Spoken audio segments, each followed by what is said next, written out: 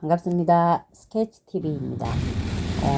비가 와서 산에는 가지 못하고 서울 근교로 여행을 떠나려고 나왔는데요. 조금 위험해 보이지만 조심히 운전을 하겠습니다. 앞이 보이지 않을 정도로 잔뜩 내리고 있는데요. 비가 더 거세지고 있습니다. 와이퍼 속도를 최대한 올려도 비슷한데요. 지금 달리는 곳은 자유로입니다. 여기에 목적지는 연천에 있는 허브 빌리지인데요. 사실 라벤더가 보고 싶어서 떠나온 길인데 인터넷을 찾아보니까 라벤더가 없을 수도 있겠다는 생각이 들어요. 그래도 또 너무 인공적이지 않은 분위기 때문에 그냥 가보기로 했어요. 다행히 비가 좀 거친 것 같습니다. 이 정도 비라면 그냥 우산 쓰고 걸어 다녀도 괜찮을 것 같죠? 내비게이션 상으로는 거의 나온 것 같은데 길이 넓지는 않습니다. 이정표가 보이는데요. 오른쪽으로 300m만 가면 된다고 되어 있습니다.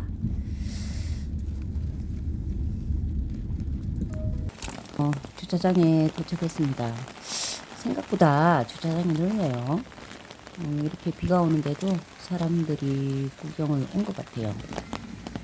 주차장에 차를 파킹하고 걸어 올라가는 중입니다. 바닥에 깔린 돌이 굉장히 예쁜데요. 사람들이 많아서 동영상을 찍지 못했는데요. 저는 입구 커피숍에서 매표를 하고 있더라고요.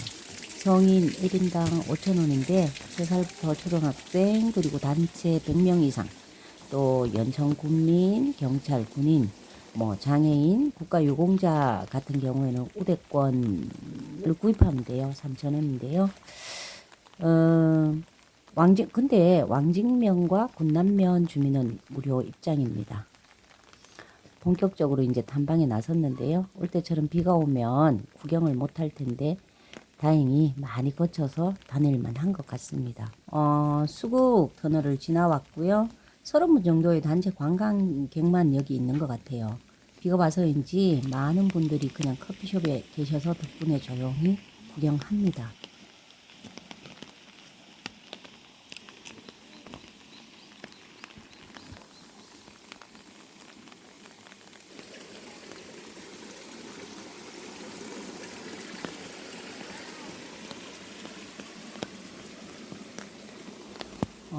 흰 수국은 그래도 꽃이 조금 크네요.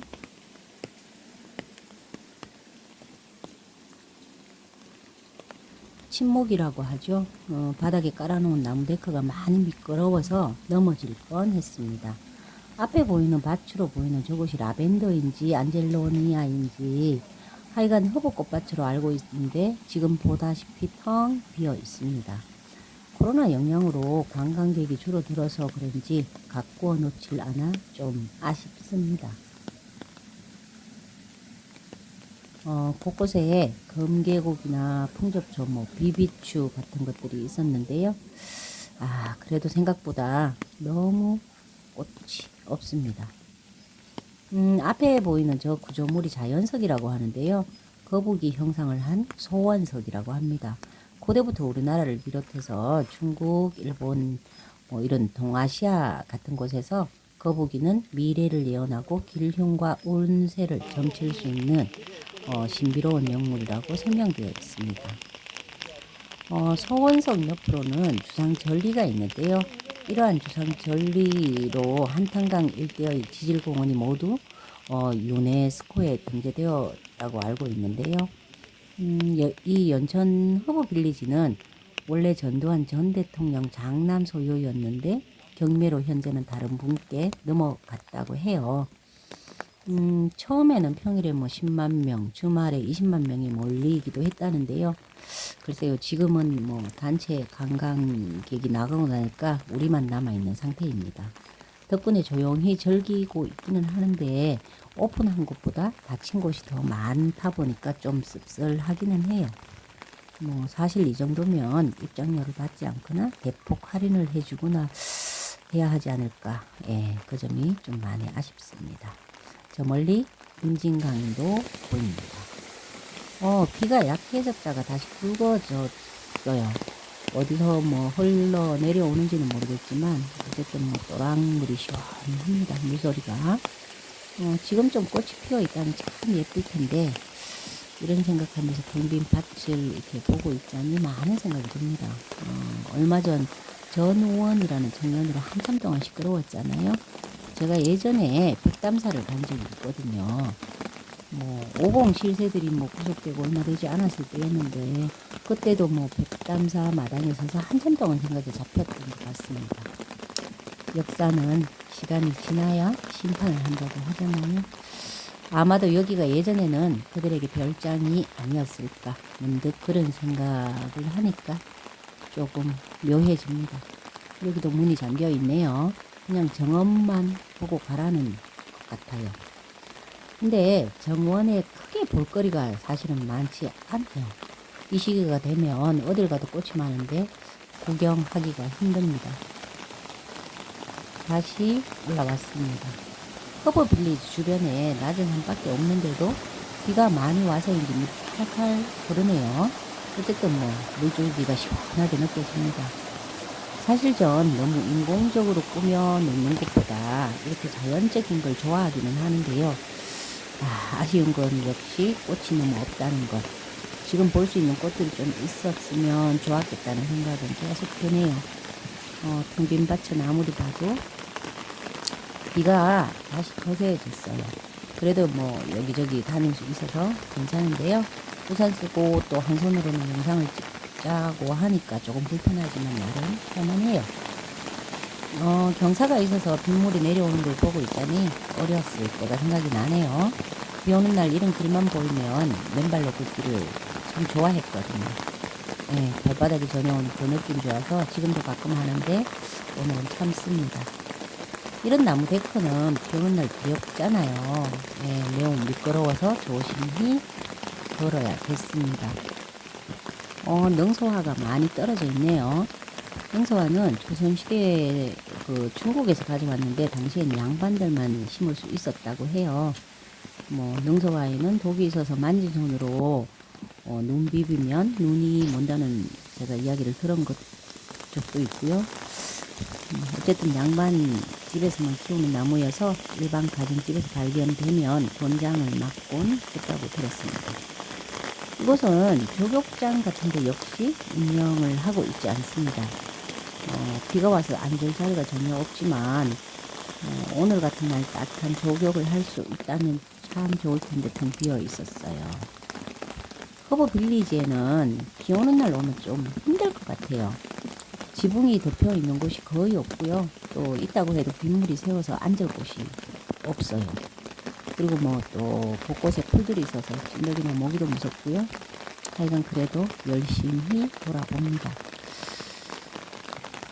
여기도 맨발로 걷고 싶은 곳인데요. 아기자기 풍경 하나는 예쁩니다. 지압길 같기도 한데 지압은 크게 안 될 것 같고요. 비가 안 오면 벤치에 앉아서 커피 한 잔 마시면 좋을 듯한 분위기이긴 하네요. 저 앞에 보이는 건물이 뭔지는 모르겠지만 일단 올라가 보겠습니다. 역시 운영은 하지 않은 것 같은데 아까 올 때 이정표에는 한식당 가는 길로 적혀 있었거든요. 하지만 역시 문이 잠겨 있습니다. 음식 시켜 먹고 여기 앉아서 차 한잔 하는 것도 좋을 것 같은데 지금은 어쩔 수 없죠. 식당 옆으로 이제 들어오니까 넓은 데크가 있는데요. 전망이 굉장히 좋을 것 같은 느낌이 듭니다. 빗소리도 참 예쁘게 떨어지는 장소인 것 같습니다. 역시 전망도 좋고요.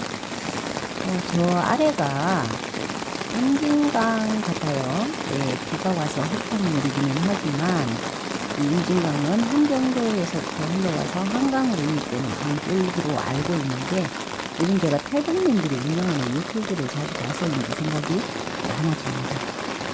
요즘도 하는지 모르겠지만 이곳 허브 빌리지가 결혼식 장소로 유명하더라고요. 박보검과 안정화가 주인공인 청춘 기록 드라마 촬영지이기도 하고요. 당시 제가 그 드라마를 굉장히 재밌게 봤었는데요. 이곳에서 촬영한 방송은 지금 현재 기억나지 않습니다. 빗줄기가 다시 부서졌어요. 이런 빗소리와 빗길을 걸어본 기억이 절감한데요. 예전에는 비가 오면 진짜 이렇게 빗길을 좋아했거든요. 그래서 학교에서 뭐 집까지 20정거장도 넘는 거리를 걸어간 적도 있었어요. 오늘이 그때가 생각나서 참 좋은 것 같기는 합니다. 이렇게 예쁜 길이 아니었어도 좋았는데 지금은 예쁜 것들을 보면서 그러니까 꽃이 없어서 조금 아쉽기는 하지만 용서는 되네요. 또 제가 굳이 인공적이지 않은 곳을 찾기도 했고요. 문이 잠겨 있는 줄 알지만 또 구석구석 헤매는 재미도 있습니다. 임경영을 바라보면서 많이 빗소리를 들어보고요. 그리고 오늘은 또 쉬러 왔기 때문에 작정하고 이제 편안하게 불러보려고 합니다. 저는 사실 월화수만 일을 하고 나머지는 쉬거든요. 그래도 그 나머지 시간들은 제대로 쉬지 못하는 것 같아요. 영상을 만들기도 해야 되고, 산도 다녀야 되고, 집안일도 해야 하고, 또 제가 하고 있는 강의 자료도 준비해야 하고, 컨설팅도 하고, 굉장히 이렇게 바쁘게 살거든요. 그래서 오늘은 비도 오고 무작정 쉬자. 근데 지금이 한창인 라벤더는 보러 가자. 그러고 떠난 길이거든요. 비가 이렇게까지 만약에 오지 않았으면 좀 더 먼 곳에 라벤더 꽃밭을 찾아갔을 텐데, 아까 이게 올 때 너무 많이 왔었잖아요. 그리고 뭐 계속해서 재난 문자에서도 폭우를 대비하라고 했거든요. 그래서 혹시나 하고 가까운 곳으로 왔는데 꽃은 없습니다. 하지만 실망은 하지 않아요. 비록 라벤더는 못 봐도 나름 조용히 시간을 보낼 수 있어서 좋다고 생각을 합니다. 모기버섯이 보입니다. 돌담에 기린초가 붙어서 사네요. 제게 조그만 땅이 있다면 돌 사이로 저 기린초는 꼭 키우고 싶었거든요. 언젠가 어느 식당에 이렇게 갔는데 입구에 기린초가 너무 예뻤던 거 같았습니다. 여기는 크고 작은 연못이 몇 개 있는 것 같아요. 아직 시기가 일러서 연꽃이 많지는 않은데 수련이 한두 개 보여도 예쁘네요. 저는 큰 개연보다 수련을 더 좋아하는데요. 그 모습이 이게 되게 청초해 보이더라고요. 여기에는 개연은 없고 전부 다 수련인 것 같습니다. 제가 구독과 좋아요를 잘 부탁드리지 않는데 요사이 만드는 영상에는 좀 집어넣고 있습니다. 구독자 수가 늘어나니까 기분이 좋더라고요. 이쪽은 아까 보던 임진강의 반대쪽인데요. 굽이굽이 돌아서 흘러가는 것 같아요.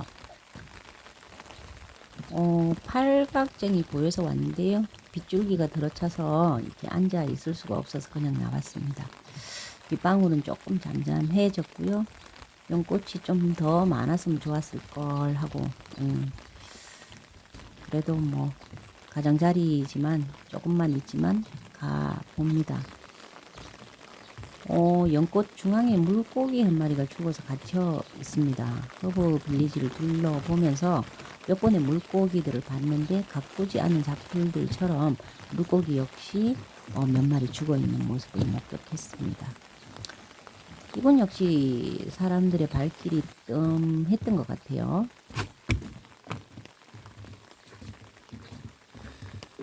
왔던 길로 다시 올라갑니다. 곳곳에 돌단풍이 심어져 있었지만 역시 관리 흔적은 없어 보였고요. 계단을 다 오르니까 출입 금지를 또 표시하는 줄이 쳐져 있습니다.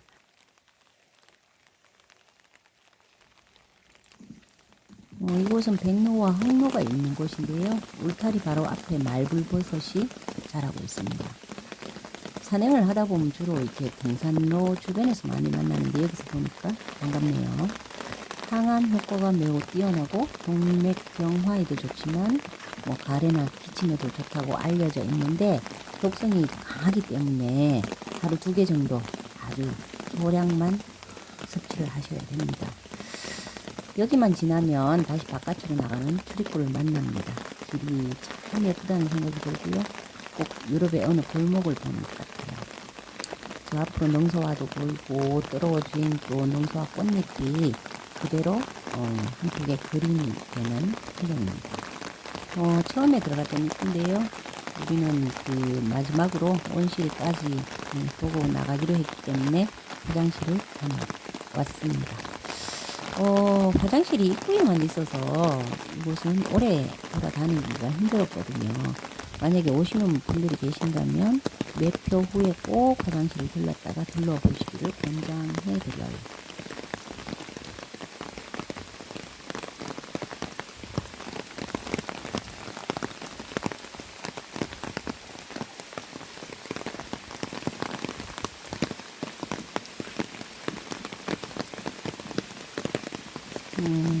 온실로 내려가는 계단입니다.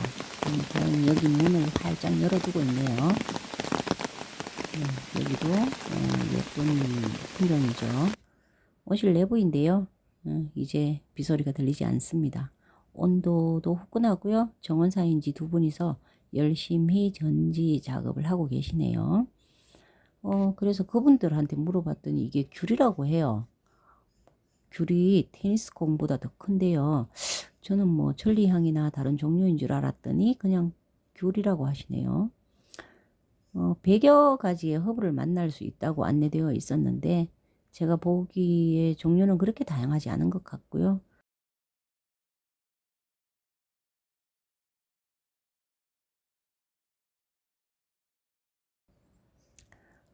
이곳은 파머스 테이블이라고 하는 양식당인데요. 운영은 현재 하지 않는 것 같습니다.